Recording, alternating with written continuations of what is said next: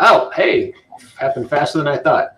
Thanks for tuning into the BAMF podcast. I'm your host, Mike Lafferty, and here with me is the straggler bunch of panelists to talk about Suicide Squad. Not number 2, but it still is number 2. Right. The Suicide Squad, yeah. The Suicide Squad. Directly beneath me, you might have seen a few hours ago running Forbidden Lands here on the BAMF podcast, is Jason Sunday. How you doing, Jason? I'm doing well, thanks. I got to tell you, I'm a big fan of Bearded Jason. You give out this kind of Grizzly Adams energy. I'm a big fan of it. It looks good. Yeah. I go from short beard to about this and back. So. Sweet. And wow, we got a whole bunch of beards tonight. That's a cool thing. Yeah. Making his second appearance is Paul Vermeiren's beard, and behind it, Paul Vermeiren. How you doing, sir? Yes. My beard is much shorter and darker now. I won't explain why, but that happened. It could be your superpower. That's right. Paul, do we want to talk about Paul created Gridshot, which is a series of 4 zines for Icons, which will be released in October? Yes. Looks like a lot of fun. 80s Thank you. themed superheroes. So we can talk about this more later. And last but not least, and trying to cheer him up tonight, Christopher Mclaughlin in the lower right-hand corner after a busy day of public education.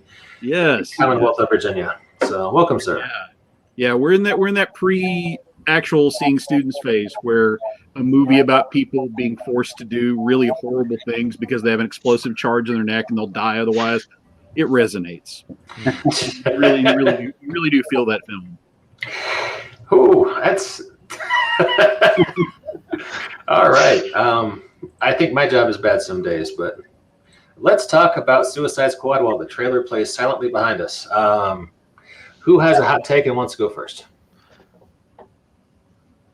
I don't know. You haven't been here in a long time. Why don't you go first, sir?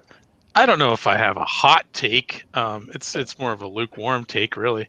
I saw the original Suicide Squad film on a plane, and I found it to be excellent plane viewing.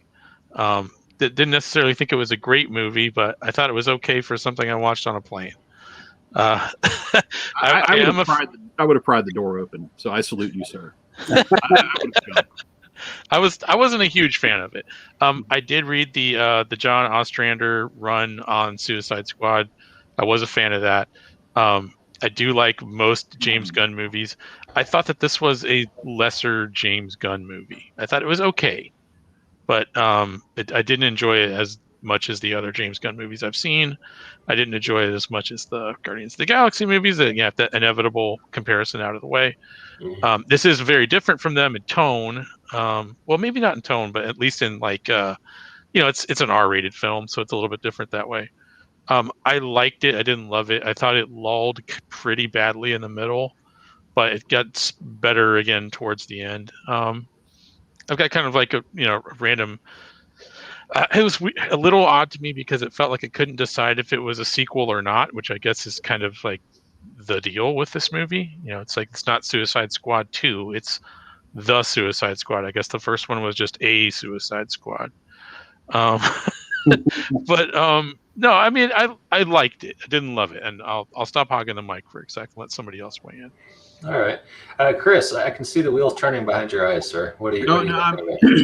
You know me. I'm always overly chatty, so I should go last, so I won't feel bad. No worries. Mr. Sunday, what did you think about this picture that we're talking about on a Monday? I'm kind of with Paul on this one. I thought it was enjoyable a movie in general. I mean, it wasn't great.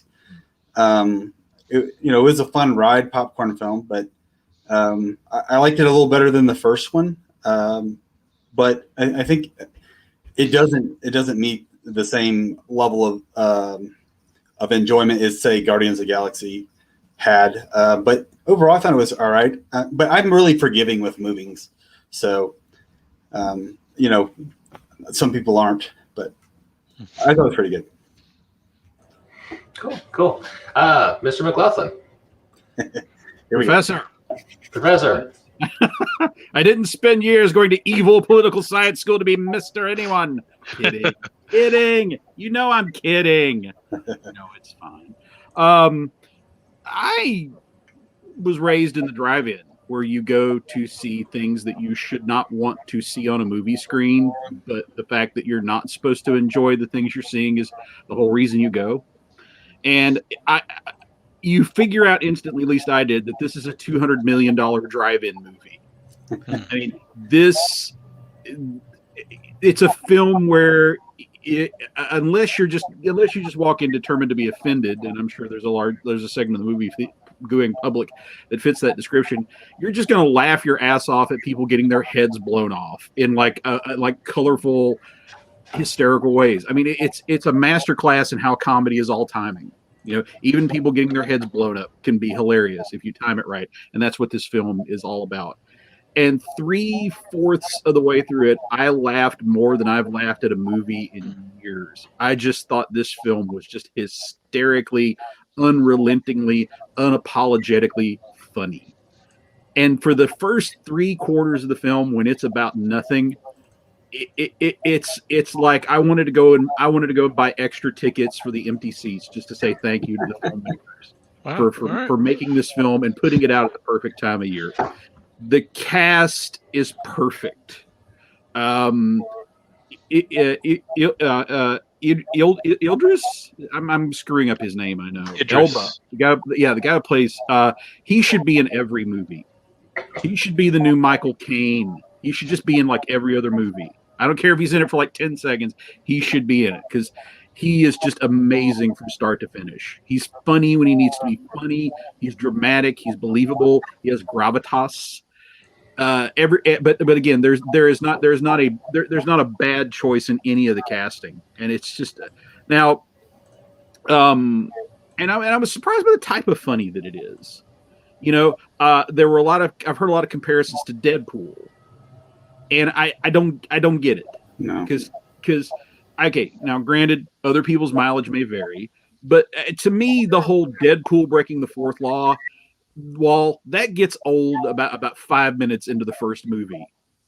And then I'm just like, wow, look how much it takes to bore me. And by the second movie, when it's down to stupid agreement comedy, you know, I mean, to me, the absolute lowest form of comedy in the 21st century is that guy's stupid, like Trump or Biden, if you prefer.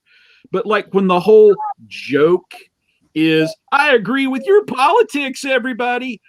No, that's not funny. You know, I mean, by the time the Deadpool movie is taking shots at Fox News, ooh, fresh take Deadpool. Ooh, Fox News is biased. This film, you know, this film's comedy never went there.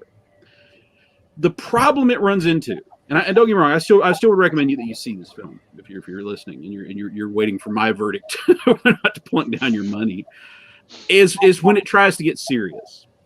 Now, if you compare this to like a Guardians of the Galaxy movie will always have the moment where the character's heart comes through, and the films still work in there. That set of characters works in that one, but this film tries to get political toward the end, and it's like, up till now, it's been like a $200 million Looney Tunes cartoon.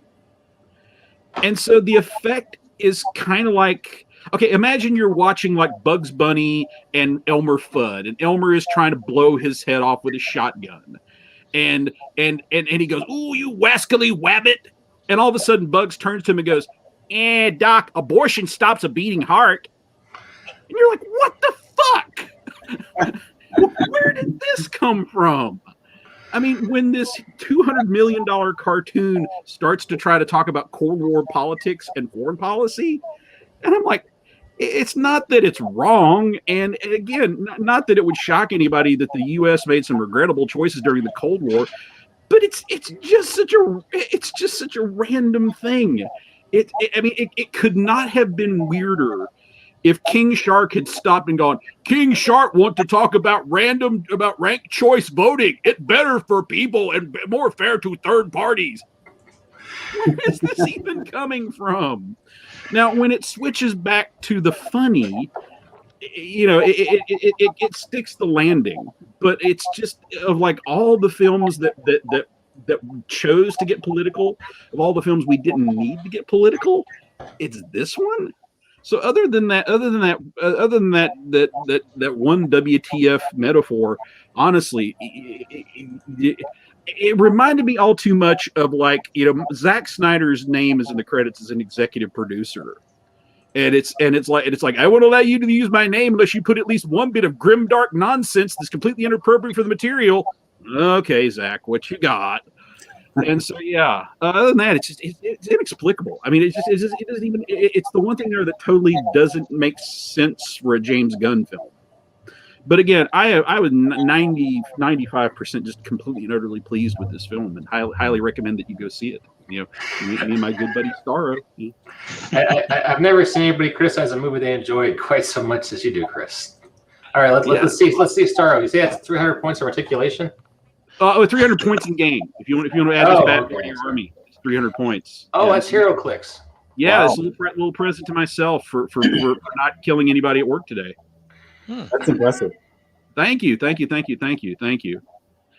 So after being told that our new mandatory 6-page lesson plan is mostly mindless cutting and pasting, no body count. I deserve this. Frankly. You do, absolutely. No. So to reward yourself for choosing peace, you gave yourself the DC version of Cthulhu. In the words of John Cena, I believe completely in peace, no matter how many men and women and children I have to kill to attain it. Right. Yeah. I do think that the rivalry between the character Bloodsport and John Cena's version of Peacemaker was really entertaining. That was a high point of the movie for me. I actually did not mind the political stuff at all.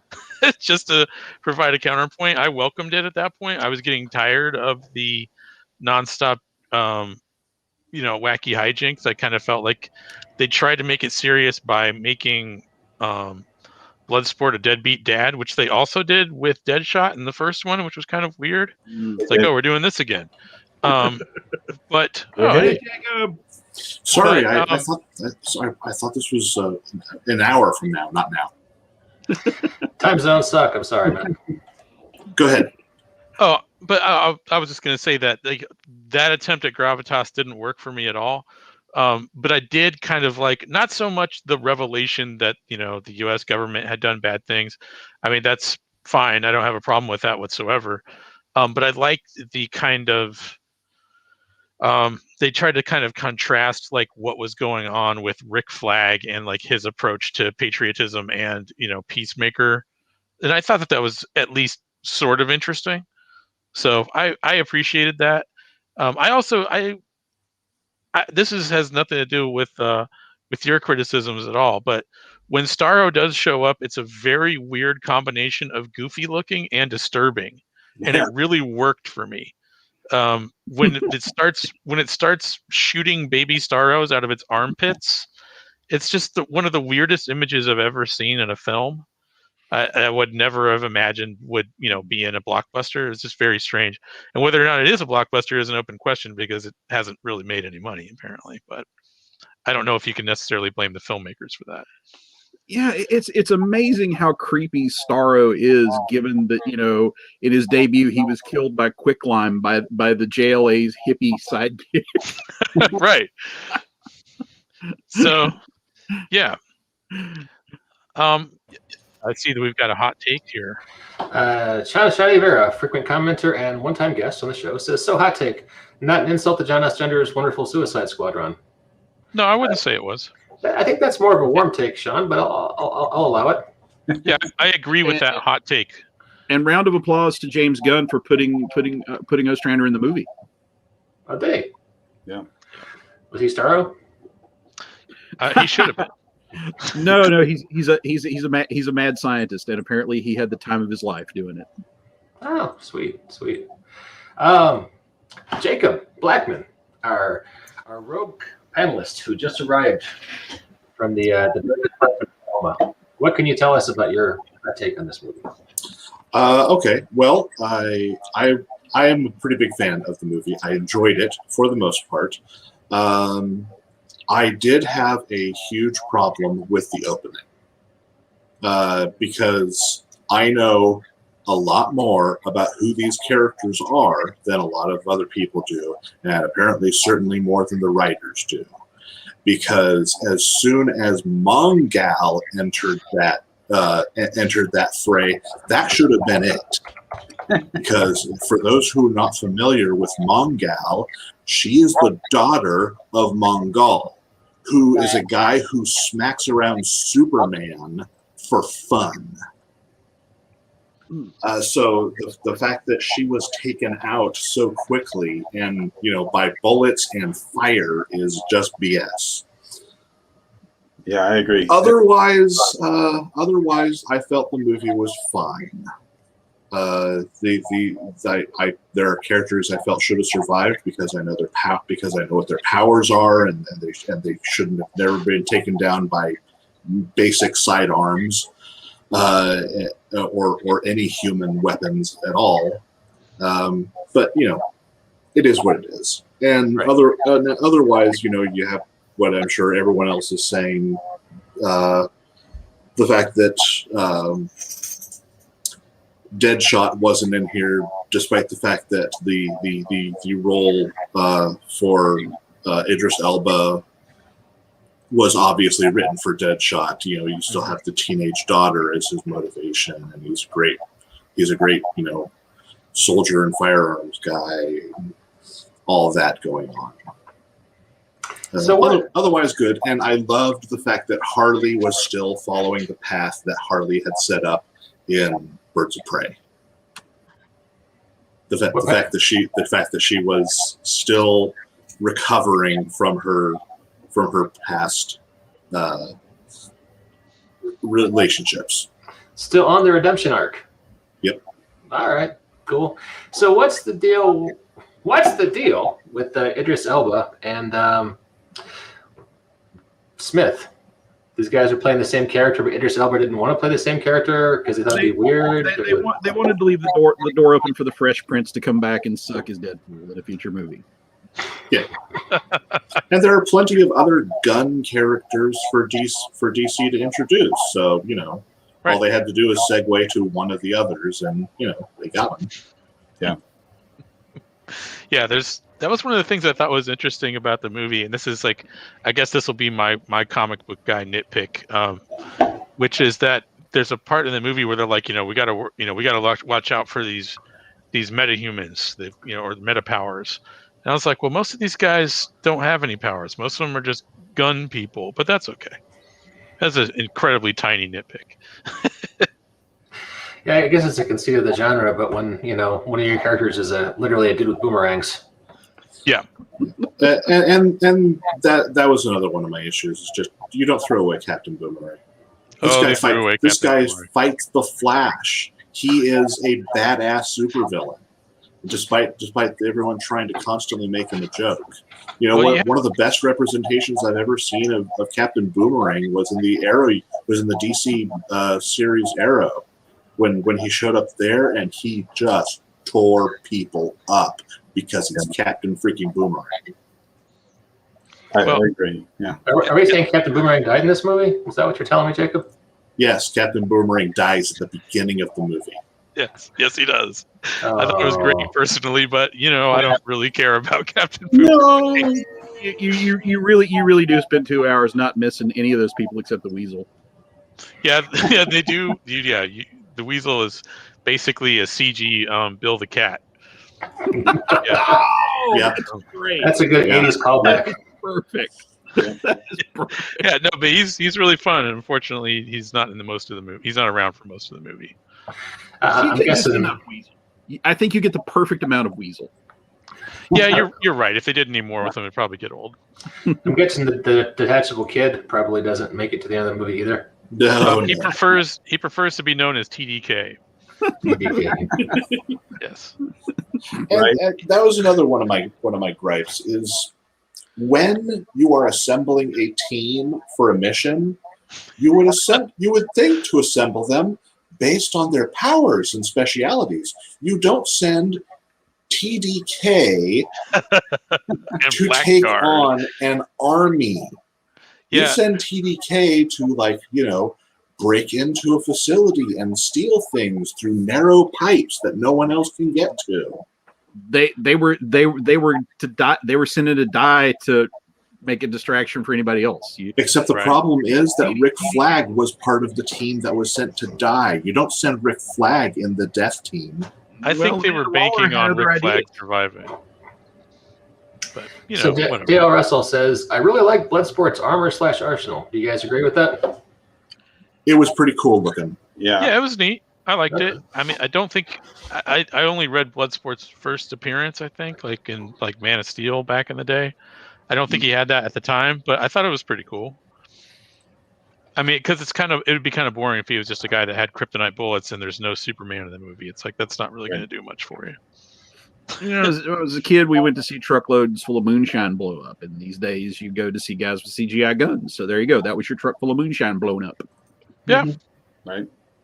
Yeah. I did like the gag where he was kind of nonstop building this giant rifle that went from like a handgun into like a ridiculous like X-Force, just like giant rectangular slab. Yeah, that was pretty fun.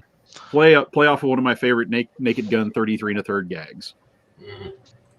Wow. But much funnier without O.J. Simpson. Go figure. Absolutely.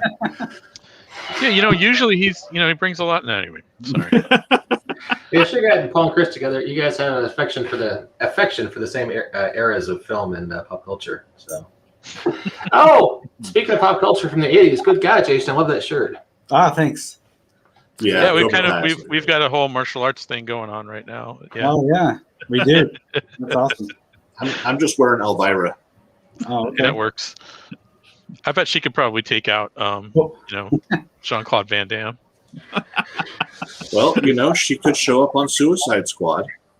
Yeah, she would actually fit in pretty well. Elvira was a DC property for a short while there. There was the Elvira and the House of Mysteries comic. Oh, wow. Interesting. As such, she could be a character in the Suicide Squad. Well, so could Don Rickles. Yeah. Yeah, I think that's a great idea. Yeah, I think that the next Avengers should have the not ready for primetime players show up in it. Speaking of 2 days from now, What If on Disney Plus? That's right. Yeah. Mm-hmm. With Captain Carter. Mm-hmm. So I have switched off my Disney Plus, so I will not be catching that one. I'll have to come back to it later. Chris tells me there are alternate means of seeing this media, but I'm not aware of them myself. So. No, I haven't heard of any. Well, you got to know a guy. So. Right. And show Disney all the care that they're showing the Fox library. Yeah, it did this still. When I was going to college, you would often be walking to your vehicle and go, "Hey, buddy, these speakers just fell off a truck. Let's try to unload them real cheap. Can you help us out here?" I was like, "Nah, man, that's cool. I'll see you."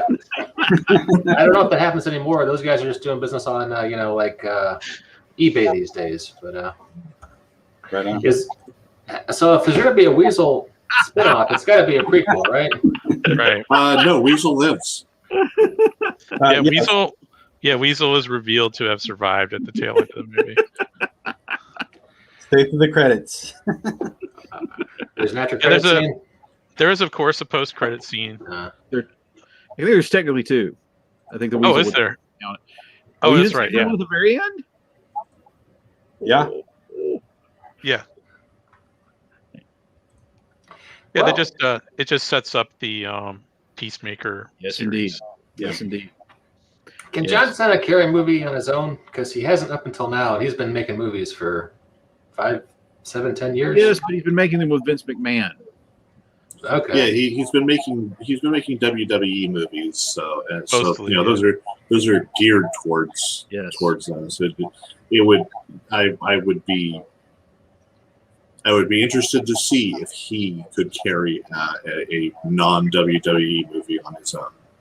He's done some comedies that he was pretty funny in. I think that he could probably pull this off. He was in the Amy Schumer comedy, and he actually has a side career writing children's books, believe it or not.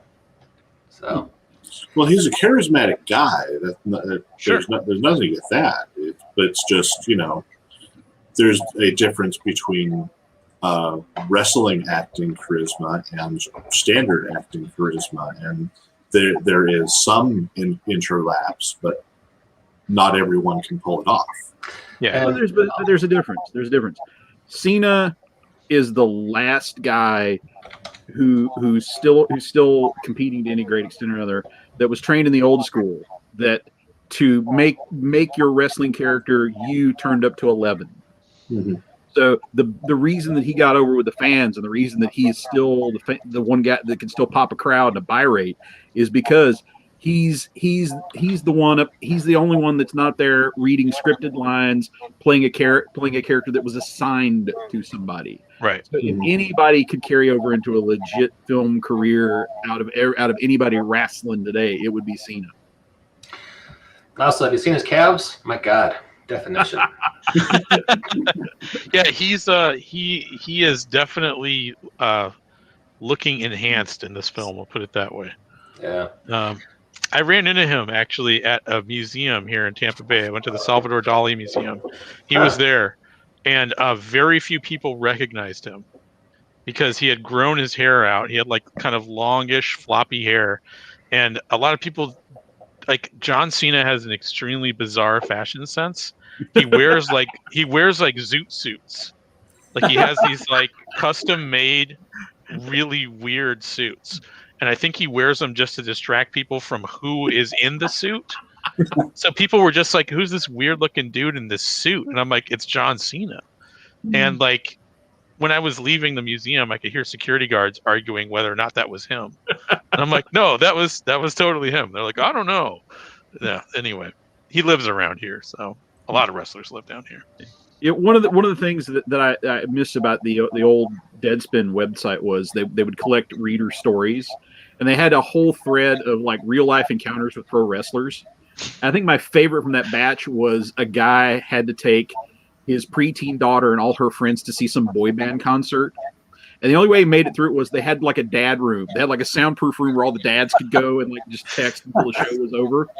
And the dad was sitting there texting, and he was looking across the room and changing the, can you believe we got to do this, looks with the guy on the other side of the room. And it wasn't until about the third time that they looked up and exchanged, yeah, man, looks, you realize, that's Batista.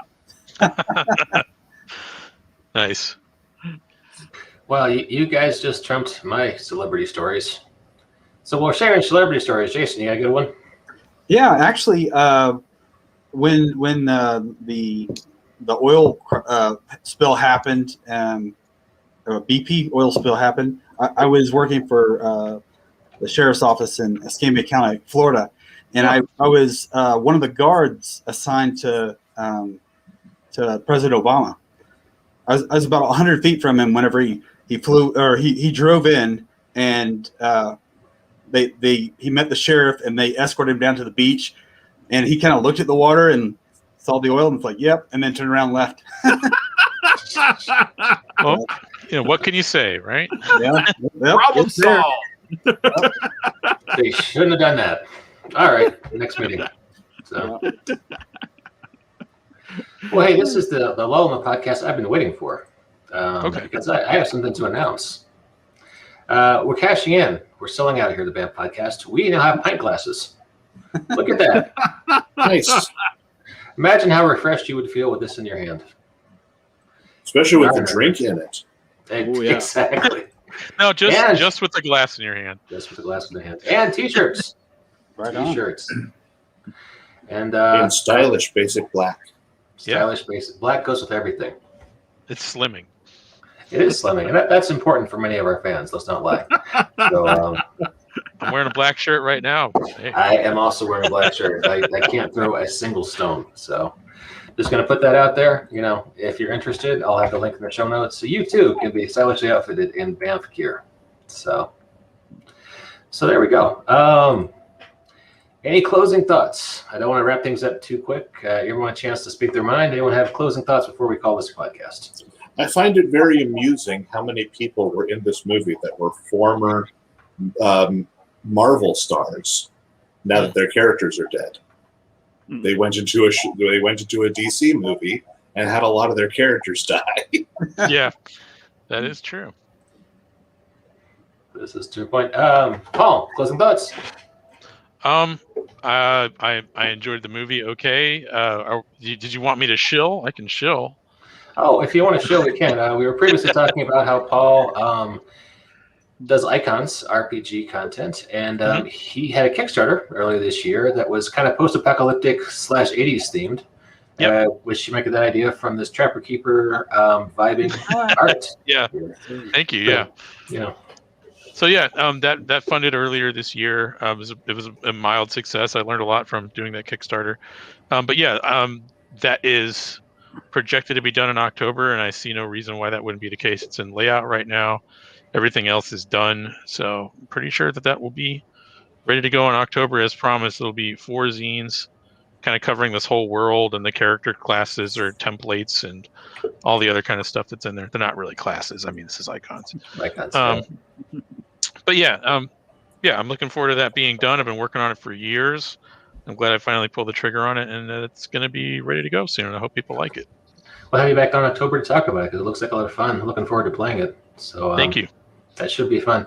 Jacob, can I share the picture of you modeling the BAMF T-shirt, or would you prefer I did not share that picture? No. I put it on. I put it on. Facebook, so it's pretty much out there in the world to see. Okay, just want to make sure. And this is the wrong page. Hang on a second. Very nice. It's the other Facebook tab I have open. Hang on a second. But if we're being allowed opportunities to shill, I've got stuff. See, the shirts exist. Here's Jacob Hey. modeling one. If you want to shill, we got a quick minute. It's been a while since I've had Superpowered Legends going on, but in the last couple of weeks, we've managed to get back on track, putting up a Superpowered Legends every week. The most recent one is Proletariat, who is a Russian-based superhero, because a certain Russian-themed superhero movie came out. With a particularly fun and popular character in it, and particularly fun and popular characters who I based this on. So you want to check that out, and I've got more Russian-themed heroes and villains coming out in future products. And this will be for all of your Mutants and Masterminds gaming needs. Indeed. So, and there's the art right there. We'll have the link in the show notes. Mr. Mclaughlin, closing thoughts, the things to shill, etc. The one depressing thing about this film is that it did underperform for a lot of reasons. I understand there's some kind of disease going around or something, and the ass hattery by Warner Brothers to do this simultaneous streaming thing, and then they wonder why their films flop at the box office. But the more I've thought about it, the more I've become depressed that with Wonder Woman 84 underperforming deservedly, and this film underperforming, I'm terrified they're going to hand the franchise back to Zack Snyder, who is a cultural vandal who hates the material and hates the fans. Yeah. And let's face it, whatever. And again, I no personal animus towards Snyder himself, who is supportive of other filmmakers and their visions. But let's face it, every time Zack Snyder gets a break these days, it's a victory for online bullies everywhere, including the people that were trying to review bomb this extraordinarily funny film because it's not grimdark ass gravy, which is apparently something this world needs more of in their point of view. So I mean, it was a lot of fun, but there's a great fear in my heart this could be a last hurrah. And my punk band, which is coincidentally called Grimdark Ass Gravy, will be performing at the Elvis 55 Drive-In, close to Commerce City. Do you do a lot of stuff from the Batman versus Superman soundtrack? All of our songs are called "She's Named Martha." What is the track listing for that movie? Why would you say that name? What does the track listing for that movie even look like? Mope in G minor. I am sad. Parentheses Batman. That's how you know it's a serious grown-up movie. People are sad.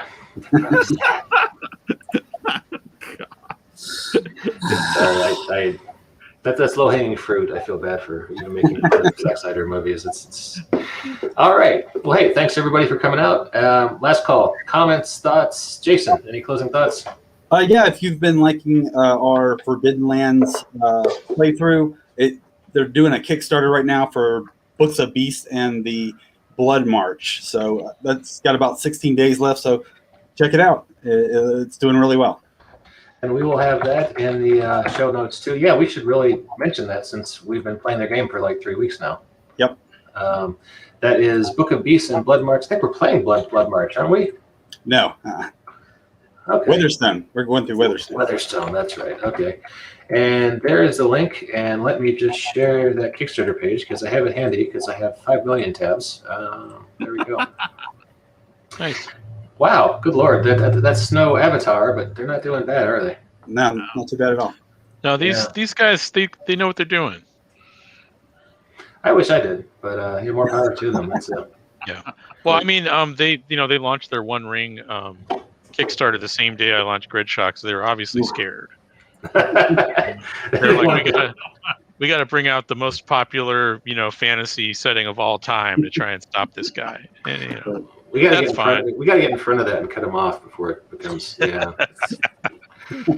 Someone on Twitter was talking about. It seems like you have to start doing viral marketing like 6 months before you launch, and you gotta, that was Steve Kenson was talking about that, I think. Yeah. Anymore, I do a Kickstarter. I'm just like, all right, I paid for the product. I'll put it on Kickstarter for 2 weeks. Hopefully, I make some money and it gets more eyeballs than I can through my usual social reach, and call it good. So, although I will say, Chris and my last Kickstarter was kind of a roller coaster. Of drama, thrills, chills. And, I've only done one, and it just squeaked past the line, so it was pretty nail biting there. So it definitely. Chris, it looks like you have something you want to say. I'm just going to urge people to go see the movie, and because Starro free hugs. Oh, that's amazing! Is that the HeroClick? Yes. This was a little present to myself. Oh, I need to get one of those. That's amazing. Yeah, you get like Starro, Batman, Superman, Wonder Woman, Green Lantern for free. I am the demographic for this. I'm sure they have a big picture of me in the R&D department. Do you want to keep that in a closed room at night? Does it whisper? It's funny. I got the original more Silver Agey Starro right before we bought this house, and the thing we joked that the thing that sold us on this house was we went to the basement that I'm currently in, saw this shelf, and I can remember my wife, but one of us jokingly said, the Starro would look beautiful here, and the real estate agent just turned around and looked at us like we were nuts.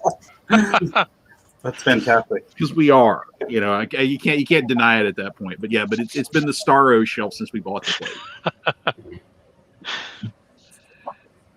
Well, it's that's the future we're looking at, Sean. Unfortunately. And for anyone listening to this later, I'll provide the context. Sean Rivera says, "No, Chris, not Snyder. I can't stand these movies. So the horror. If he did the Shazam movie, was the Shazam movie good? We didn't do a show about that one. Did you guys see Shazam? Was that worth checking out?" Actually, we did a Shazam show. It was me and Alice and some other guy who I can't remember his name because I have this pain in the center of my back whenever I think of his name. But yeah, we talked about Shazam. I have an 8-year-old son who's a big Shazam fan. I've been holding off on showing him this movie because the trailer. Is it something a kid should see, or wait till he's 13? I will be honest with you. I hope she's listening. But we decided to be gentlemen, let Alice speak first, and Alice destroyed that film. Like just systematically just annihilated that film. And we were just kind of sitting there staring at each other like, not sure I ever want to see a movie again. I'm just going to go home and paint, maybe take up haiku. Yeah. I mean, we've done shows where we've talked about films we've hated, but I've never come across somebody that had that many well thought out reasons of why they hated a film. It was like you could almost hear the footnotes in the background. It was at the end you could just go, "Oh my God, bravo! You have killed this film dead." I enjoyed it. I thought it wasn't too bad. There's some cussing in it, so if your son is too young, maybe wait a little bit. But my kids enjoyed it. It was if you just don't know anything about Shazam, you might be enjoy it a little more. But Okay, cool. Isn't it funny about how knowing nothing about these characters adds to your enjoyment of the DC movie? It does.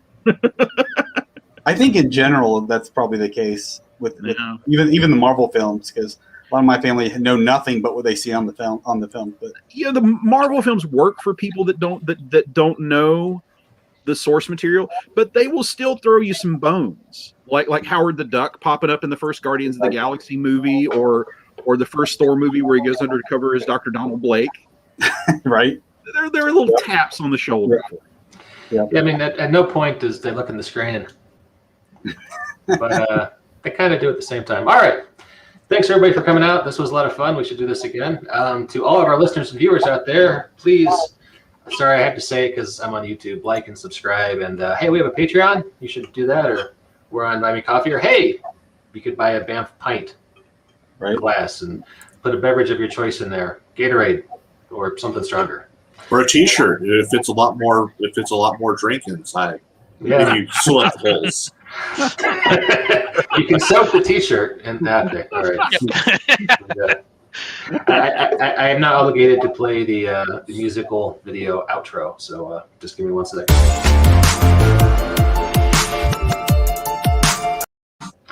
That always reminds me of like an 80s detective show, like set in South Florida, because it's got a little Latin-y beat to it. Yeah. I always get this feeling like we're muy caliente when that is done.